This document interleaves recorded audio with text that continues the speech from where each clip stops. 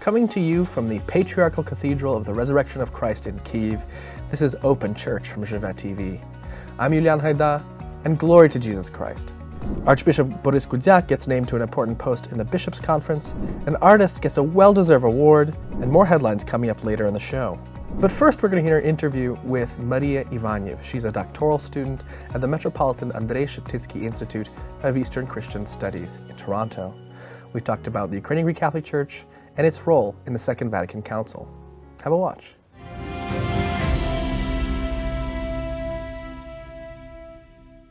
Maria Ivaniv, thank you so much for joining us on Open Church from Zhyve TV. Slava Isusu Christu, glory to Jesus Christ. Slava Naviki, glory forever.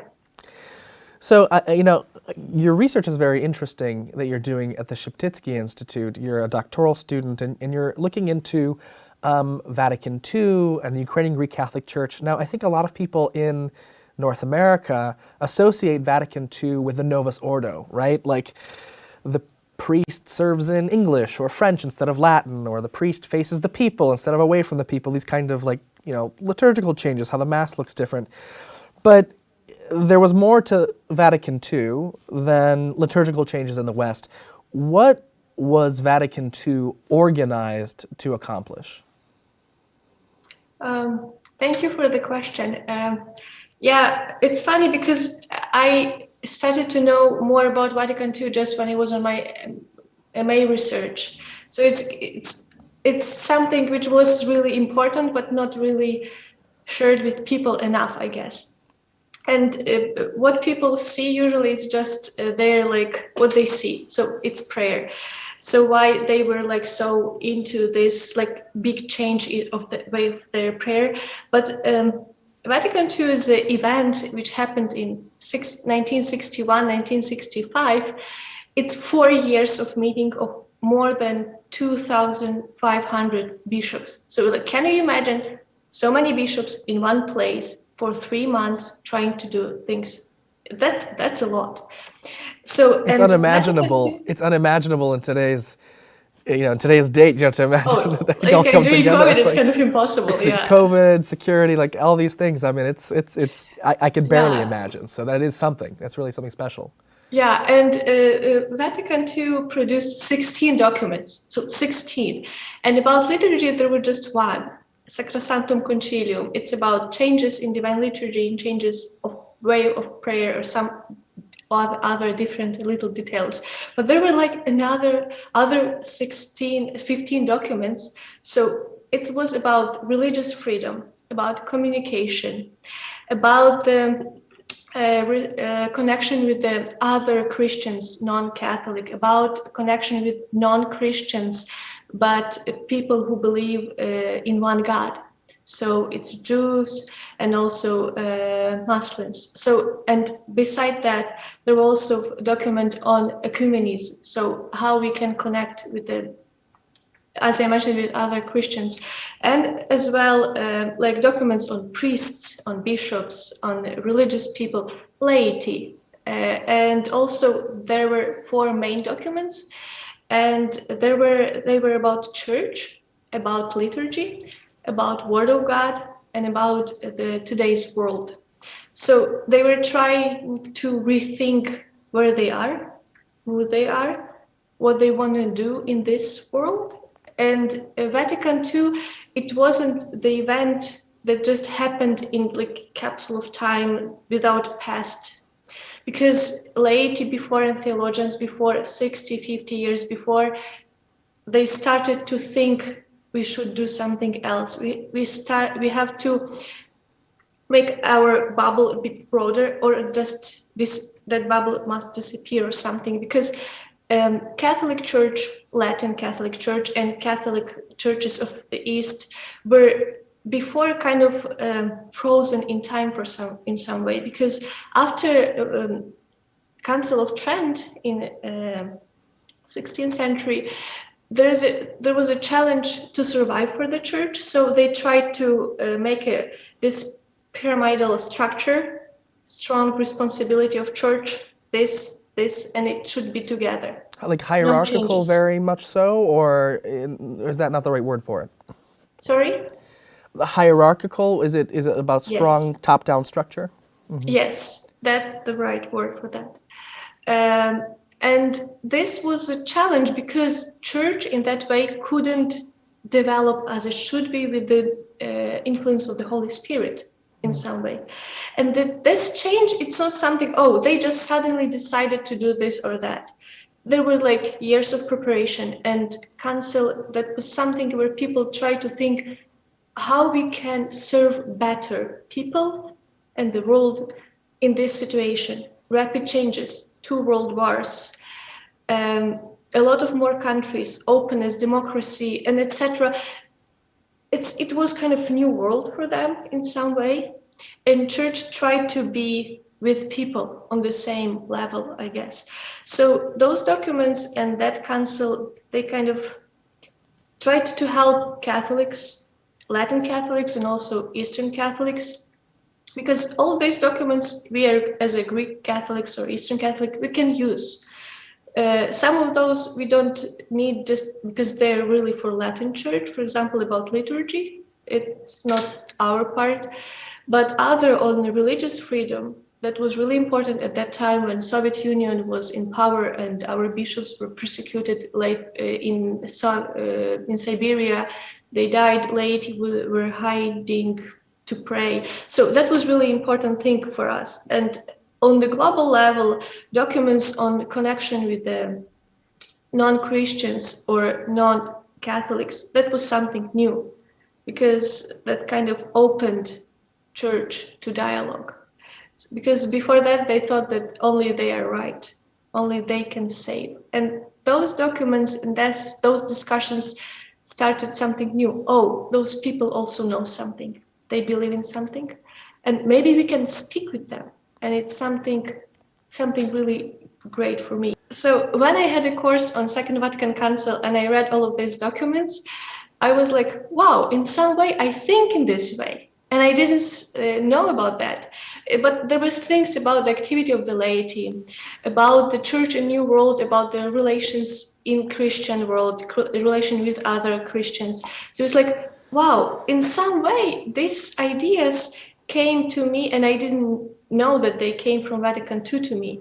So it's sometimes we can live this way or have these ideas, but we will not know that they belong to those documents from Vatican II. Yeah, I mean, I think there's also a stereotype that you pointed out a little bit earlier, that not only was Vatican II about liturgy, only one of the documents was about liturgy, but also that it has to do strictly with the Latin Church. And yet, there was a lot of influence of Vatican II on the Eastern Catholic churches that might not be as obvious as you just noted. So what was the influence of the Second Vatican Council on the Eastern Catholic churches, and did it allow us to, in the words of one Melkite bishop, be ourselves in a way that we couldn't before? In some way, yes. There was one document which was specifically written by and for the Eastern Catholic churches. That was Orientalium Ecclesiarum, Eastern churches.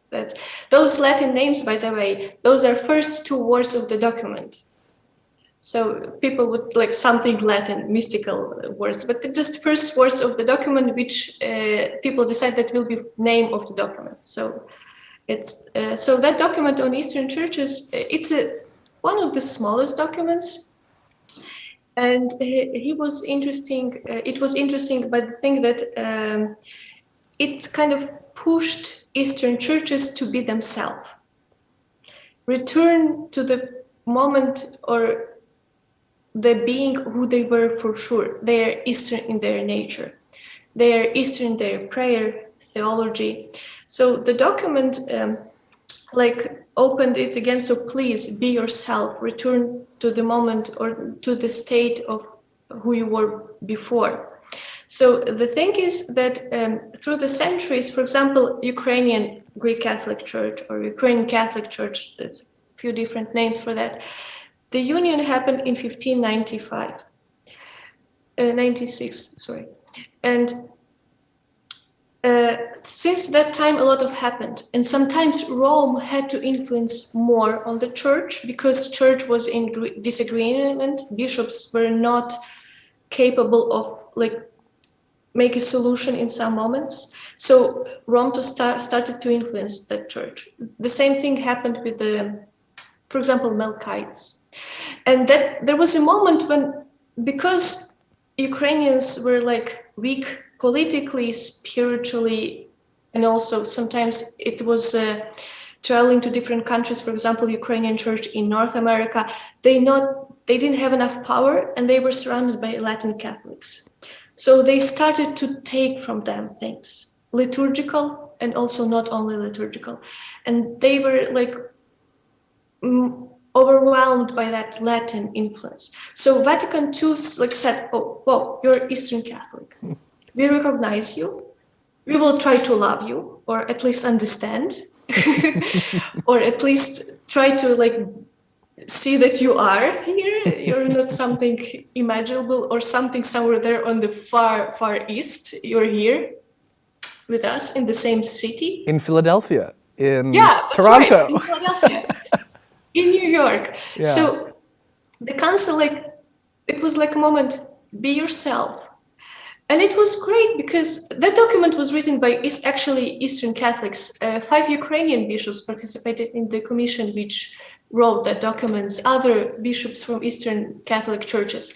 In some way, they were not really happy about that document. They thought that they will do more, but at the end, they were just 20 and something points, not 50 at the first draft. But it was something, at least. It was good beginning, and we have now to work. We have to work more to develop these ideas. Sure. Now, speaking of work, you're doing a lot of academic work in Toronto. You're a lay person. I'm a lay person. There's a lot to be said in Vatican II about the laity and kind of giving some, kind of spreading the love and giving people some more ability to do some of that work of unifying the church, of keeping the church kind of contemporary. Now, Patriarch Sviatoslav and Pope Francis have been talking a lot about a synodal path. Even when Patriarch Sviatoslav met with Pope Francis a little over a week ago, that was the topic of discussion for the most part. And it's a more horizontal structure as opposed to, as you said, the Council of Trent, the kind of more hierarchical pyramid, the top-down structure.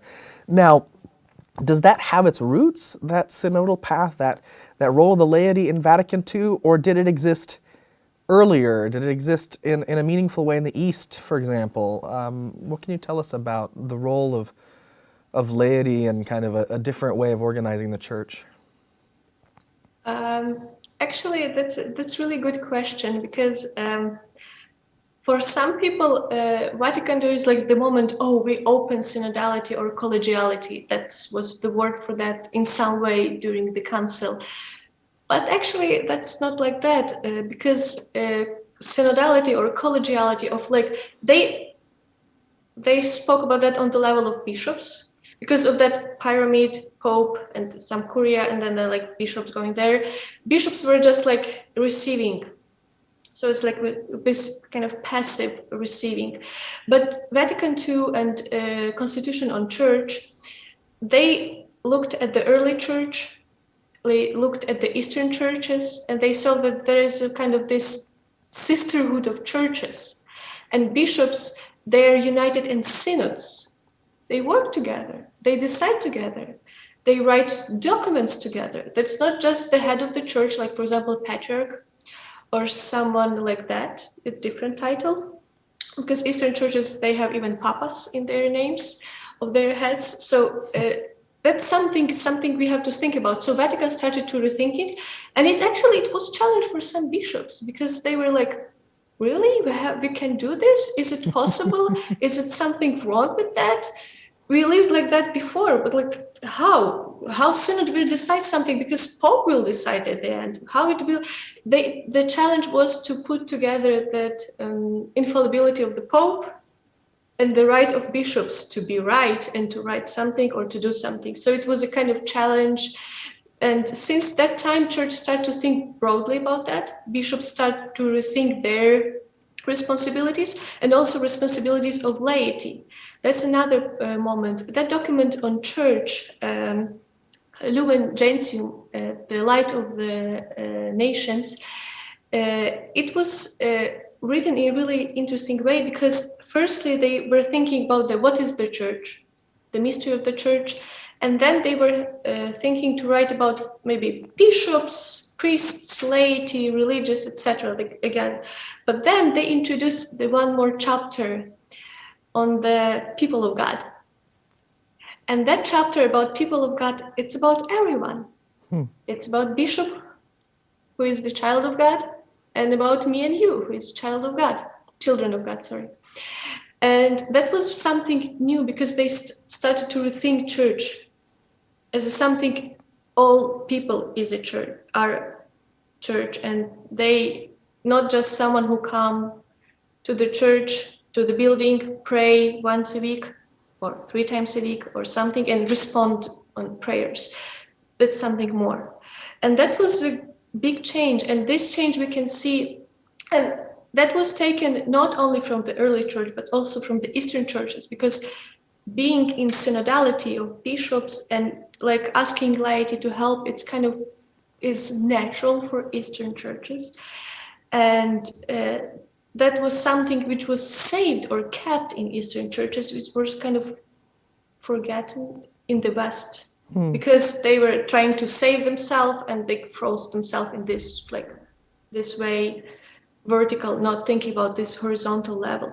So this change is something really great and important. And even this change also influenced our church, because during the Vatican II, when Cardinal Slipey, then just Metropolitan Slipey, returned, they tried to put synod together and to have a synod as a church. And just after 15 years, we could have a full synod, working, active synod, not just conference of bishops. Again, it's a question of power, because at that time, conferences of bishops were kind of common thing, and bishops gathered, they think about what's happening, what we will do.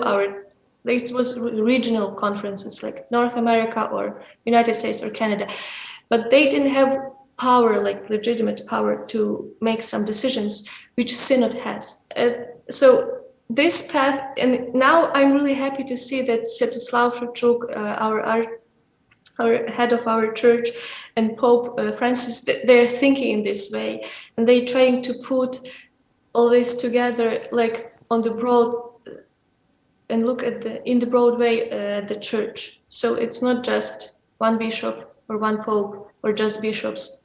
It's just more. It's all the church, laity, people, theologians, and they can work together and develop something more than just few bishops can do. It's about dignity.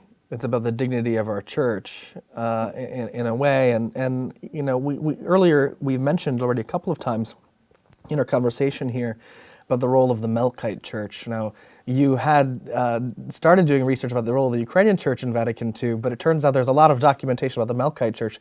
For people who don't know, who are the Melkites, and why is there a thing, dignity, the courage to be ourselves, as is the big kind of motto of the Melkites. So who are the Melkites?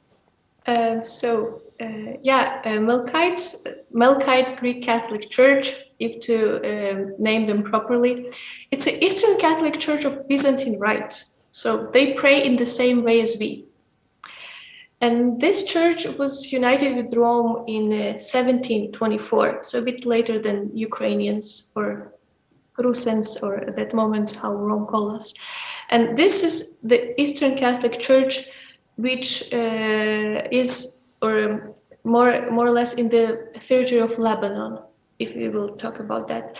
So this Eastern Church had its development from the Patriarchate of Antioch. So as we went from the Moscow, they went from Antioch, and they developed their own union with Rome, and since that time they are with Rome. And their presence at Vatican II was really important, because at that point of time they were almost only Eastern Catholic Church were fully active.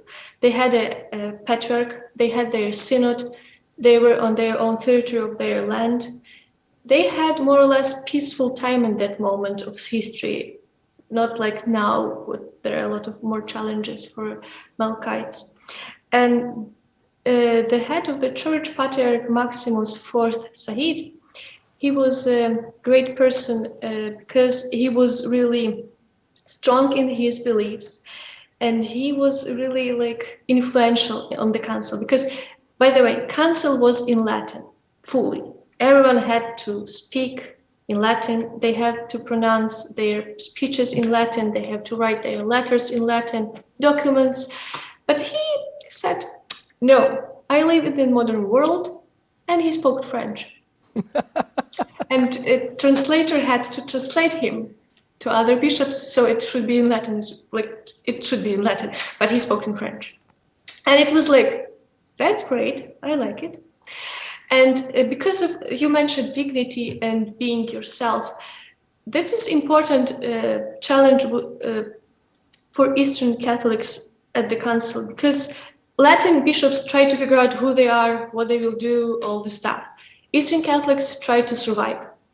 So because of the previous challenges, there were a lot of Latinization for our churches, for Melkites and for us and for other 20-something Eastern Catholic churches, that not just Ukrainians in this world who are Eastern Catholics.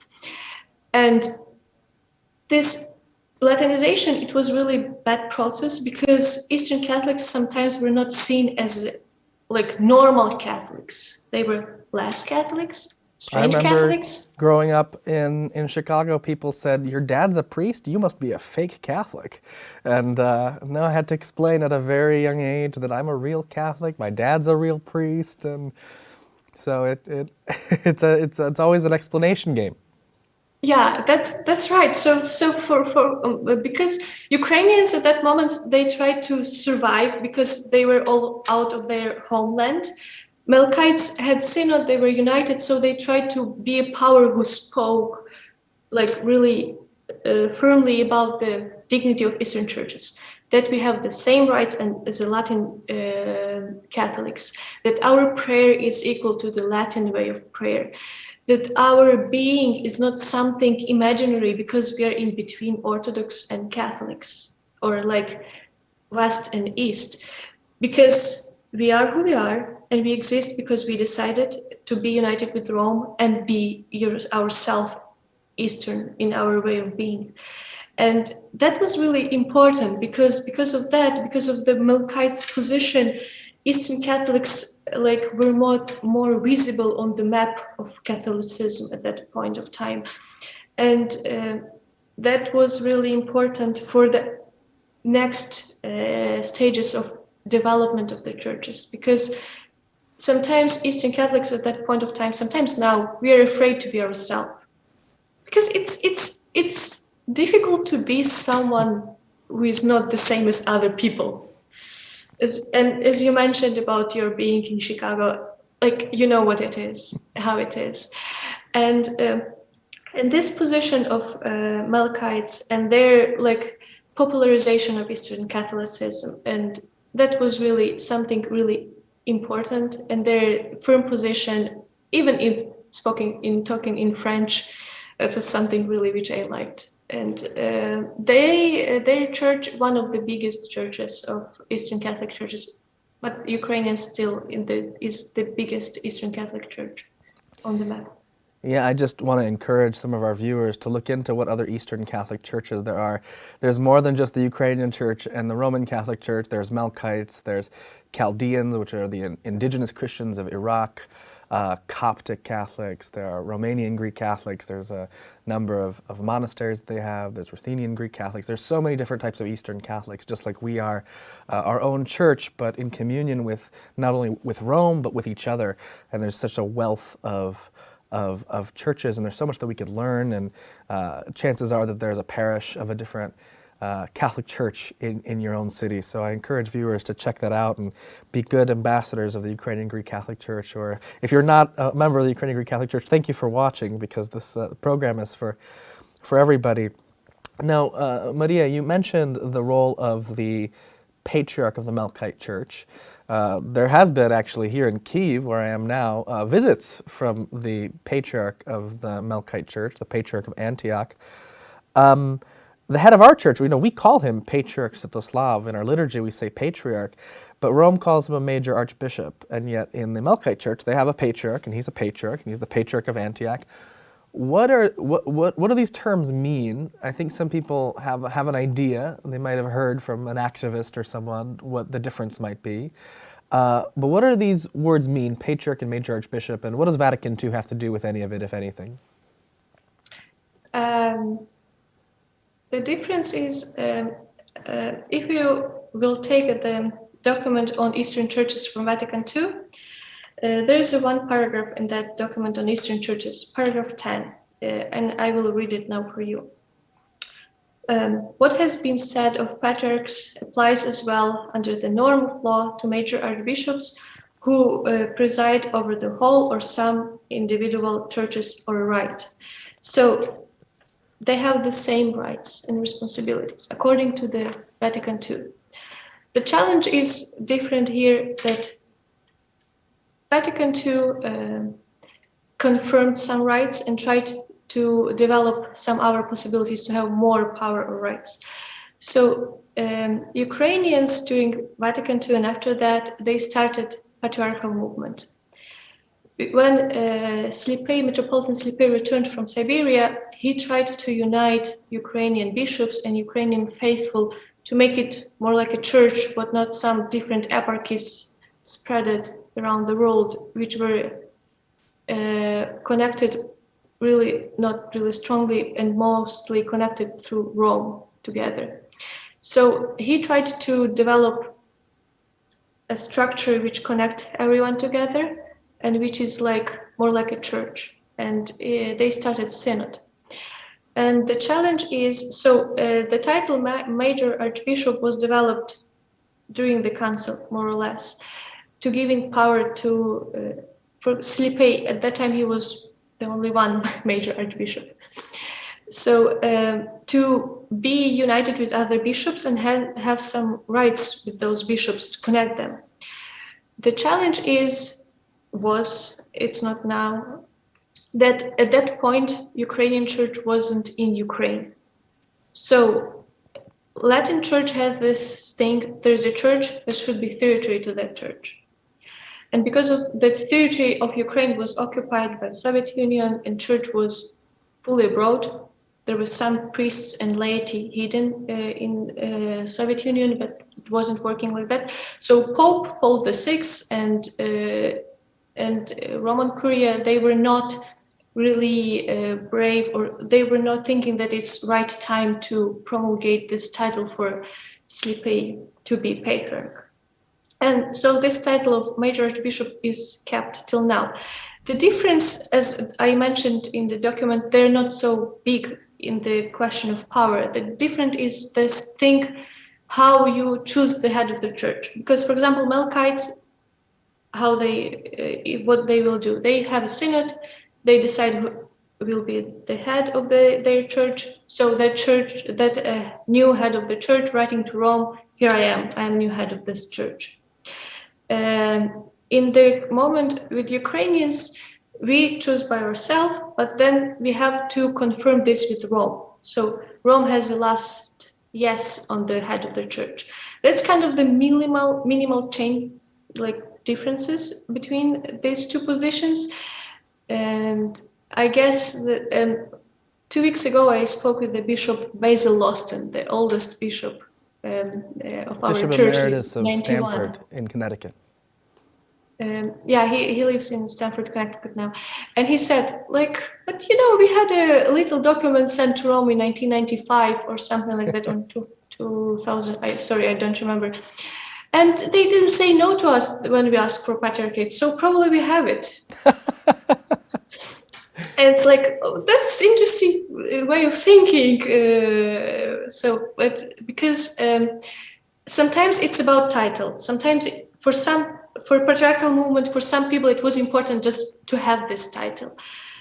But in my opinion, it's more about just about title. It's about being church and being responsible for our own ideas and be responsible for our own like activity. So when we are together as a church and when we act as a church, then in this way we are the church of sui juris, and we are those who are responsible for our activity. Therefore, this title, sometimes it's important, but sometimes it's just a matter of time, I guess, in my opinion. So one of the main stated goals of the Melkite Church in the Second Vatican Council was unity with the Orthodox. Did Vatican II get us, or the Melkites, or any of the Eastern churches closer with the Orthodox, or not, farther away? In some way, yes. Because after Vatican II, and that there was a document on dialogue with the other Christians, Unitatis et Integratio. And even during the council, that was really important for this dialogue, ecumenical dialogue, that there were present Orthodox observers at the council. There was a challenge for Eastern Catholics like Ukrainians because there were Russian observers. Wow. And that point of time, there were even petitions written by Ukrainian bishops in the first year of the council in 1962 that they're against this presence. But Rome tried to keep it like, we have to connect with them. But that was before Slipe came to the council. So that was like, there were a lot of secret communication and dialogues, and if Ukrainians would be too loud about their against Russian observers, they would not help with the Slipe visit to Rome. So there was like, sometimes there is a lot of politics in all of that. And about the like Eastern Catholics closer to Western to Orthodox, I think in some way, yes, because even now when we have these ecumenical prayers, we have molebens together, we have our dialogue groups, even in Kyiv. Recently, there were a few events, as I remember. And it's a big difference because we start to think about like, they maybe see us more equal to them, because sometimes Orthodox thought that we just love them and we are schismatics, we are no one in there, so we are not really important. But these moments of dialogue, they're something important. And what I remember from research in the archives, I saw one document when lay people wrote to a bishop, and they asked, there will be prayer for Taras Shevchenko. Can we pray Panacheda for him? And Bishop wrote, oh, probably no, he was Orthodox, so we cannot really pray for the Orthodox. And it's like, now that we don't have this question. That's a big step, I guess. And ecumenical dialogue on the Ukrainian Orthodox level in Ukraine, Catholics or Greek Catholics, Orthodox in Ukraine, it's something really friendly, I would say, because people, they're friends among themselves. They try to figure out what to do, how to live, how to manage their all like things on the same territory. But the same thing maybe for Melkites, but it's a bit different because Melkite Church is Arab world. So for them, it's about ecumenical dialogue, but even more, it's about interreligious dialogue. Peace. Yes, and I just, you mentioned Melkites, those who were promoters.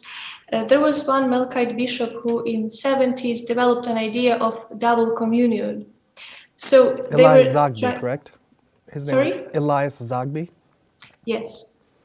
And he tried to think that if we are Eastern in our right, and we are in union with Rome, and we're just Orthodox in union with Rome. So why we as Orthodox in union with Rome cannot be Orthodox in union with Orthodox?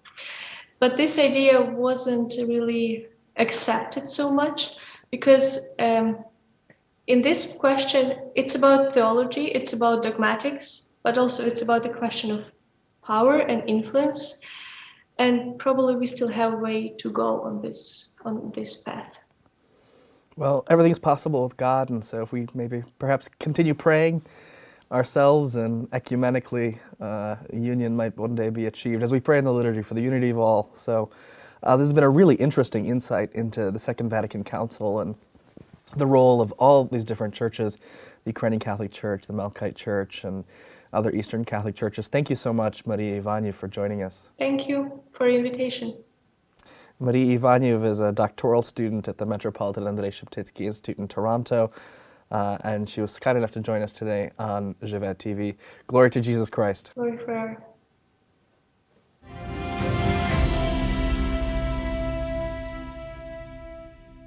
And we'd once again like to thank Maria Ivaniv for joining us on the program today, Open Church on Zhyve TV. We want to hear from you. We want to get your ideas on new guests, new topics. Please email us. It's press@ugcc.org.ua. Now continuing on to our news headlines. The U.S. Conference of Catholic Bishops named Metropolitan Archbishop Borys Gudziak of Philadelphia chairman-elect of the Committee on Domestic Justice and Human Development during their fall assembly in Baltimore this week.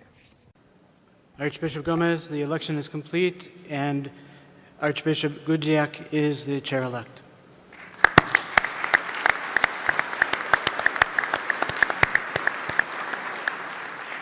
Vladika Borys won over Bishop Thomas Paprocki of the Latin Diocese of Springfield, Illinois. 3 years ago, Bishop Paprocki made headlines when he disagreed with the committee's defense of workers' unions. The vote in favor of Vladika Gudziak was 125 to 116.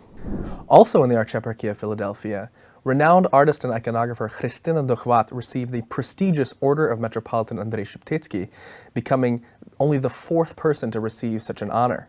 Ms. Dochwat is best known for preparing the mosaics and ikonostas at the Ukrainian Metropolitan Cathedral in Philadelphia, designing the Byzantine Rite Ruthenian Chapel in the crypt of the National Shrine in Washington, D.C., and painting an icon of the Vyshhorod, Mother of God, in Rome.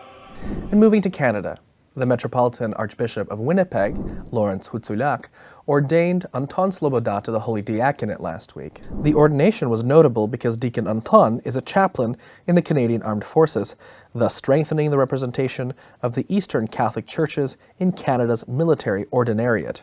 The Bishop of Canada's military ordinariate, Scott McCraig, preached. We need to understand that this is not a mere symbolic liturgical gesture. This is a divine imperative. A deacon's life must be cruciform.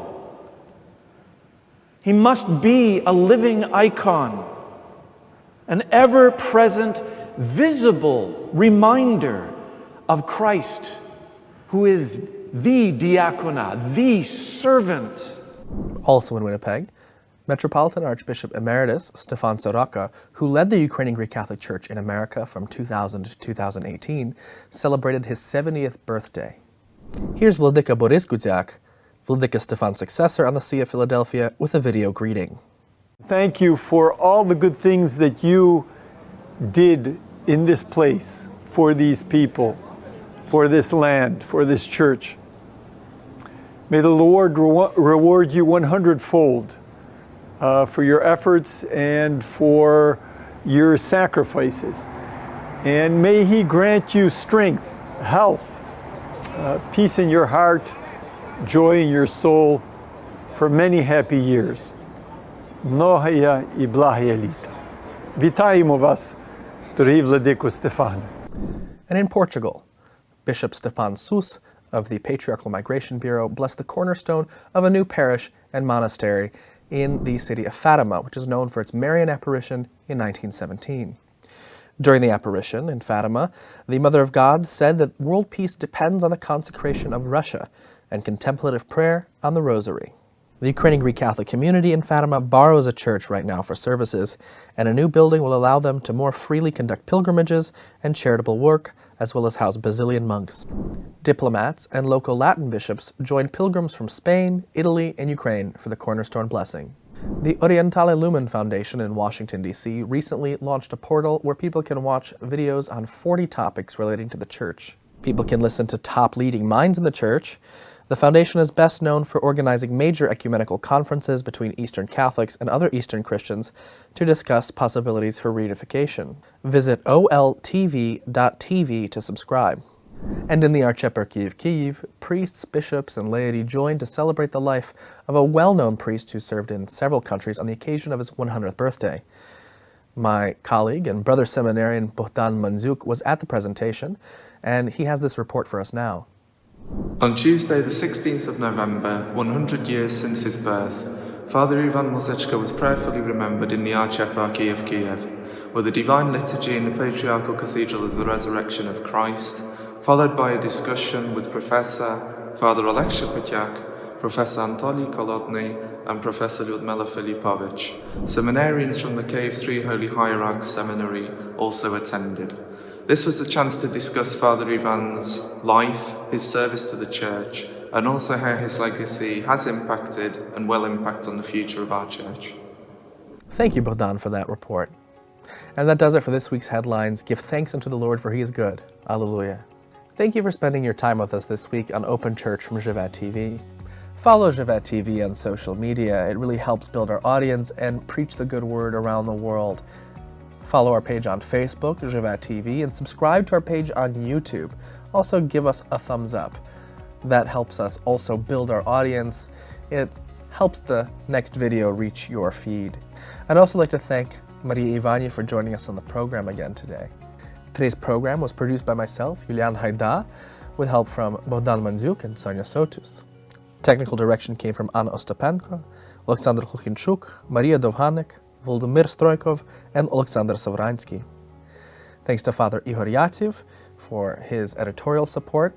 He's the head of Zhyve TV, and without him we can't be here and do this work for you. Please join us next time on Open Church on Zhyve TV. Glory to Jesus Christ. Have a blessed day, and glory be to Jesus Christ.